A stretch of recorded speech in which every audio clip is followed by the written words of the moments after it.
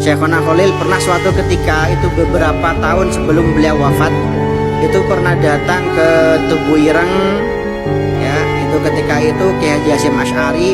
Tadi saya cerita sama Pak Bupati, jadi Syekhona Khalil Bangkalan itu terkenal wali. Nah, satu ketika Bupati Bangkalan itu zaman pada cerita Syekhona Muhammad Khalil bin Abdul Latif Bangkalan gadito asara kebasair aja pun napa Syamsul Arifin napa sareng Ibrahim sini. Kiai Ghazali menyampaikan itu merupakan suatu ketawaduan ya, dari Syekhona Khalil dan juga sebuah pengakuan. Syekhona Khalil pengen mantu. Nah, nguji kewalian Syekhona Khalil, saya mau mantu. Ini musim hujan, mohon 7 hari 7 malam jangan hujan. Pas ada bu, kita apa aja ngasar gitu. Daripada maghrib dah, kita apa aja ngasar kak gitu. Ke Syekhona Khalil.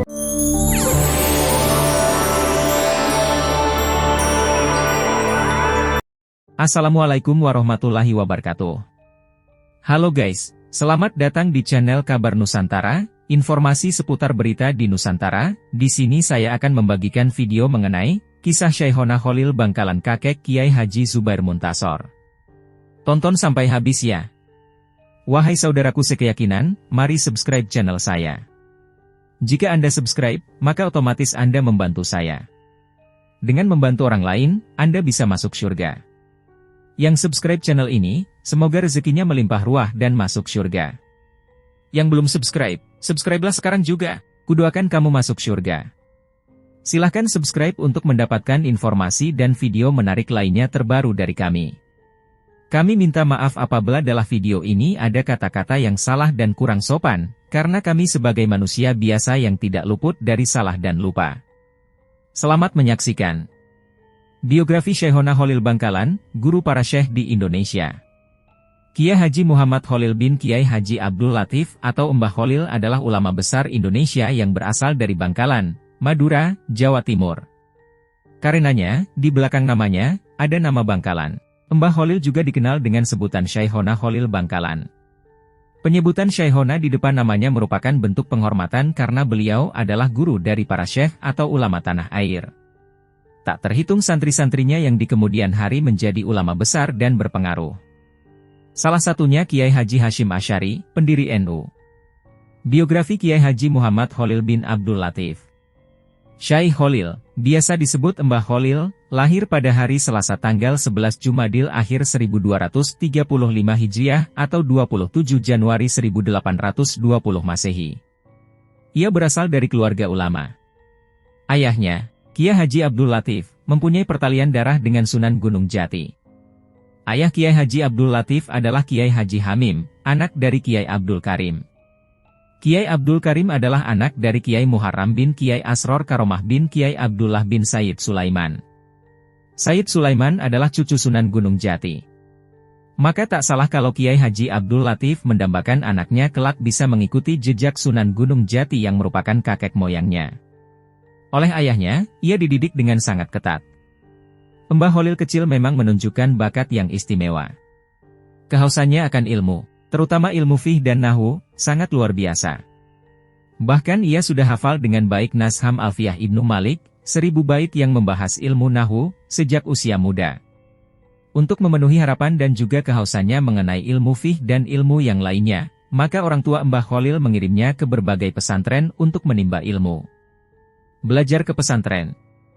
Mengawali pengembaraannya, sekitar tahun 1850-an, ketika usianya menjelang 30 tahun, Mbah Khalil muda belajar kepada Kiai Muhammad Nur di Pondok Pesantren Langitan, Tuban, Jawa Timur.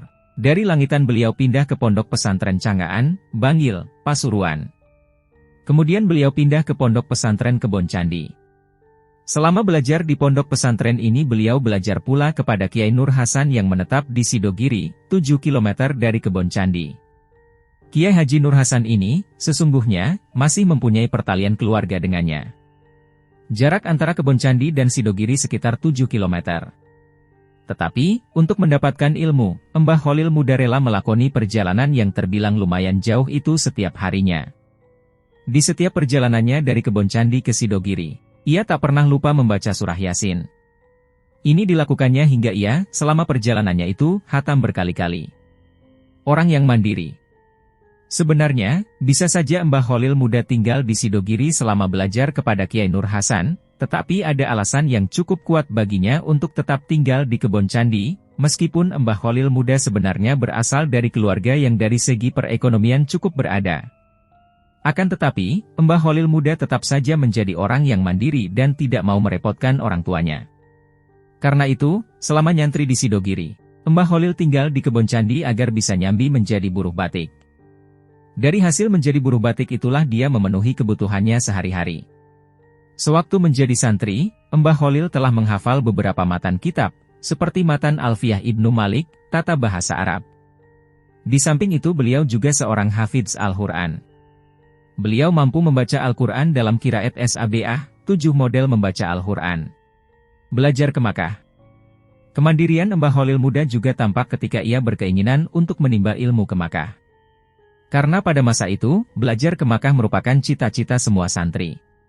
Dan untuk mewujudkan impiannya itu, lagi-lagi Mbah Kholil muda tidak menyatakan niatnya kepada orang tuanya, apalagi meminta ongkos kepada kedua orang tuanya. Kemudian, setelah Mbah Kholil memutar otak untuk mencari jalan keluar, akhirnya ia memutuskan untuk pergi ke sebuah pesantren di Banyuwangi. Karena, pengasuh pesantren itu terkenal mempunyai kebun kelapa yang cukup luas. Selama nyantri di Banyuwangi ini, Mbah Kholil nyambi menjadi buruh pemetik kelapa pada gurunya. Untuk setiap pohonnya, dia mendapat upah 2,5 sen. Uang yang diperolehnya tersebut dia tabung. Sedangkan untuk makan, Mbah Kholil menyiasatinya dengan mengisi bak mandi, mencuci dan melakukan pekerjaan rumah lainnya, serta menjadi juru masak teman-temannya. Akhirnya, pada tahun 1859 Masehi, saat usianya mencapai 39 tahun, Mbah Kholil memutuskan untuk pergi ke Mekah. Tetapi sebelum berangkat, Mbah Kholil menikah dahulu dengan Nyai Asyik, anak perempuan Lodra Putih. Pada tahun 1276 Hijriah, 1859 Masehi, Mbah Kholil belajar di Mekah. Di Mekah Mbah Kholil belajar dengan Syekh Nawawi Al-Bantani, guru ulama Indonesia dari Banten. Di antara gurunya di Mekah ialah Syekh Utsman bin Hasan Ad-Dimyati, Sayyid Ahmad bin Zaini Dahlan, Syekh Mustafa bin Muhammad Al-Afifi Al-Maki, Syekh Abdul Hamid bin Mahmud As-Syawani. Beberapa sanad hadits yang musalsal diterima dari Syekh Nawawi Al-Bantani dan Abdul Ghani bin Subuh bin Ismail Al-Bimawi, Bima, Sumbawa. Sebagai pemuda Jawa, sebutan yang digunakan orang Arab waktu itu untuk menyebut orang Indonesia, pada umumnya, Mbah Kholil belajar pada para syekh dari berbagai mazhab yang mengajar di Masjid Al-Haram. Namun kecenderungannya untuk mengikuti mazhab Syafi'i tak dapat disembunyikan. Karena itu, tak heran kalau kemudian ia lebih banyak mengaji kepada para syekh yang bermazhab Syafi'i.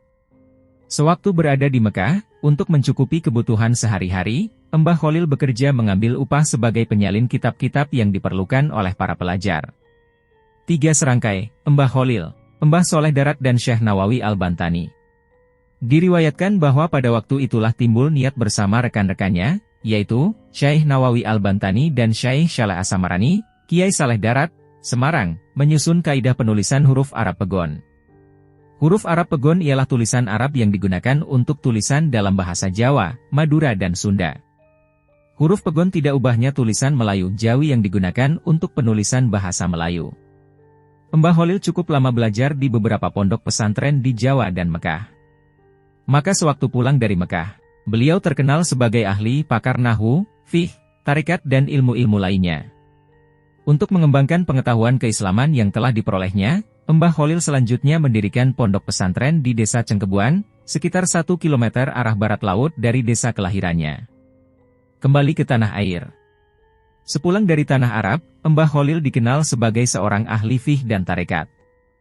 Bahkan pada akhirnya ia dikenal sebagai salah seorang kiai yang dapat memadukan kedua hal itu dengan serasi. Ia juga dikenal sebagai Al-Hafidz, hafal Al-Quran 30 juz. Dari hari ke hari, banyak santri yang berdatangan dari desa-desa sekitarnya. Namun, setelah putrinya, Siti Hatimah dinikahkan dengan keponakannya sendiri, yaitu Kiai Muntaha, pesantren di Desa Cengkubuan itu kemudian diserahkan kepada menantunya. Mbah Kholil sendiri mendirikan pesantren lagi di daerah Kademangan, hampir di pusat kota, sekitar 200 meter sebelah barat alun-alun kota Kabupaten Bangkalan. Letak pesantren yang baru itu, hanya selang 1 kilometer dari pesantren lama dan desa kelahirannya. Di tempat yang baru ini, Mbah Kholil juga cepat memperoleh santri lagi. Bukan saja dari daerah sekitar, tetapi juga dari tanah seberang Pulau Jawa. Santri pertama yang datang dari Jawa tercatat bernama Hashim Asyari, dari Jombang. Mbah Kholil wafat pada 29 Ramadan 1343 atau 1925 Masehi. Kisah Karomah Syekhona Kholil Bangkalan muda berguru dalam mimpi, hafal 3 kitab. Karomah adalah suatu kemuliaan di luar logika manusia yang tidak dimiliki oleh setiap hamba Allah. Allah Subhanahu wa Ta'ala menganugerahkan karomah kepada hamba-hamba pilihannya. Orang yang memiliki karomah biasanya yang berpangkat wali Allah. Mereka dapat melakukan sesuatu di luar akal dan kemampuan manusia biasa. Semua itu atas izin Allah Subhanahu wa Ta'ala. Salah satu wali Allah yang dianugerahi karomah adalah Syekhona Kholil Bangkalan. Mbah Kholil merupakan ulama karismatik dari Madura yang menjadi mahaguru ulama khususnya di Pulau Jawa. Tanda-tanda kewalian Mbah Kholil sudah terlihat sejak usia muda. Pun dengan karomahnya. Salah satu karomah Mbah Kholil muda adalah berguru dalam mimpi. Simak kisah karomah Mbah Kholil berguru dalam mimpi selengkapnya di halaman berikutnya. Semoga kisah ini mengandung hikmah dan pelajaran yang dapat dipetik. Sebagai putra dari keluarga ulama, Mbah Kholil sudah haus ilmu agama sejak muda, terutama fikih dan nahwu. Keinginan untuk mendalami ilmu agama Islam sangat tinggi. Ketika menginjak belasan tahun, Mbah Kholil ingin menimba ilmu agama ke Ponpes Winongan yang saat itu diasuh oleh Kiai Haji Abu Darin. Pengasuh Ponpes Winongan ini terkenal alim terutama dalam ilmu nahwu dan syorof. Kemasyhuran Kiai Haji Abu Darin bukan hanya di wilayah Pasuruan, tapi hingga daerah Madura. Tak heran jika banyak santri termasuk Mbah Kholil muda yang ingin berguru kepada Kiai Haji Abu Darin. Singkat cerita, Mbah Kholil berangkat mondok ke pesantren Winongan. Setibanya di sana, Mbah Kholil tak bertemu dengan Kiai Haji Abu Darin. Sebab, Kiai tersebut sudah meninggal dunia. Keinginan Mbah Kholil muda mengaji ke Kiai Haji Abu Darin sangat bulat. Ia menghampiri makam Kiai Haji Abu Darin kira-kira 7 hari dari wafatnya. Kenapa Kiai wafat? Saya belum ngaji dan saya mau mengaji pada Kiai, gumamnya di dekat makam Kiai Haji Abu Darin, dikutip dari situs syaicona.net, Rabu, 9 Agustus 2023. Setelah itu, Mbah Kholil berdiam diri di makam Kiai Haji Abu Darin. Ia tidak berhenti untuk membaca Al-Quran siang dan malam sampai 41 hari. Kemudian Mbah Kholil tertidur dan bermimpi didatangi Kiai Haji Abu Darin. Ketika bangun, Mbah Kholil langsung menjadi alim. Ia hafal kitab Alfiyah, Imriti, dan Ibnu Aqil. Masya Allah, itulah salah satu karomah Mbah Kholil Bangkalan. Tak bertemu secara nyata di alam dunia, tapi bisa berguru dalam mimpi kepada Kiai Haji Abu Darin. Kisah karomah Mbah Kholil ini disarikan dari situs pesantren Syaichonamo. Kholil. Wallahu alam. Demikianlah kabar Nusantara hari ini yang bisa kami informasikan.